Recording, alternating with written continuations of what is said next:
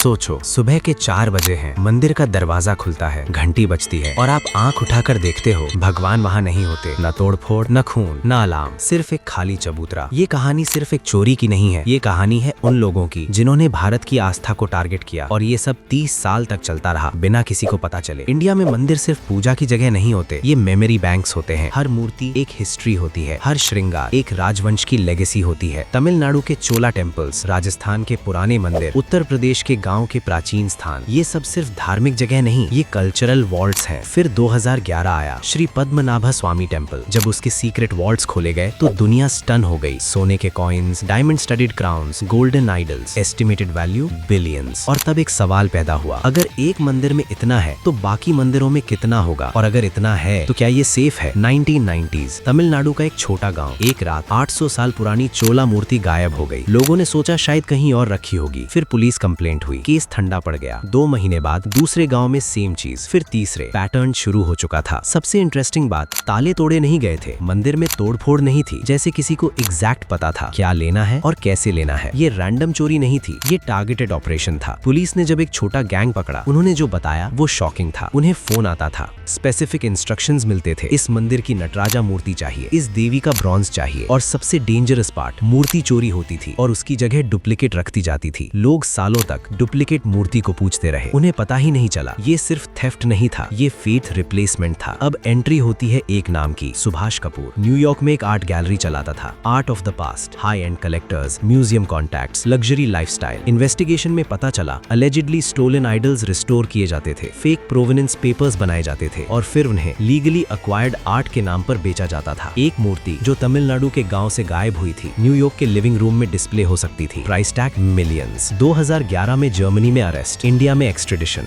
पर नेटवर्क उससे भी बड़ा था। इसी साल एक और चीज हुई, श्री पद्मनाभ स्वामी टेम्पल के वॉल्ट्स खुले। पूरा देश गोल्ड देखकर शॉक में था, पर इन्वेस्टिगेटर्स कुछ और सोच रहे थे। अगर एक जगह इतना खजाना है तो और कितनी जगह वल्नरेबल होंगी। तमिलनाडु आइडल विंग बनाया गया, ओल्ड केसेस रीओपन हुए, फोटोज कंपेयर हुए, म्यूजियम कैटलॉग स्कैन हुए और जब ओरिजिनल टेम्पल फोटो और फॉरेन म्यूजियम डिस्प्ले मैच हुआ, रूम में साइलेंस छा गया। मैच परफेक्ट था। विलेजर्स को जब बताया गया मूर्ति मिल गई, गांव में सेलिब्रेशन हुआ, लोग रो रहे थे। एक बुजुर्ग ने कहा, अब लग रहा है भगवान वापस आए हैं। ये सिर्फ लीगल विन नहीं थी, ये इमोशनल रेस्टोरेशन था। पर सच अनकंफर्टेबल था। सिस्टम ने डेकेड्स तक इग्नोर किया, सिक्योरिटी वीक थी, डॉक्यूमेंटेशन मिसिंग थी और जब डिमांड होती है सप्लाई चेन बन ही जाती है। ब्लैक मार्केट अब भी एग्जिस्ट करता है, हंड्रेड्स आइडल्स अब भी मिसिंग है। सवाल सिंपल है, क्या हम अपनी हिस्ट्री को सिर्फ हेडलाइंस तक प्रोटेक्ट करेंगे या सीरियसली? ये वीडियो सिर्फ क्राइम स्टोरी नहीं है, ये रिमाइंडर है, आस्था का कमर्शियल वैल्यू होता है और कोई न कोई उसे कैश करने की कोशिश करेगा। अगर आपको लगता है कि हिस्ट्री बिकनी नहीं चाहिए, कमेंट में लिखिए history is not for sale और इस कहानी को शेयर करिए, क्योंकि अवेयरनेस ही सबसे बड़ा सिक्योरिटी सिस्टम है।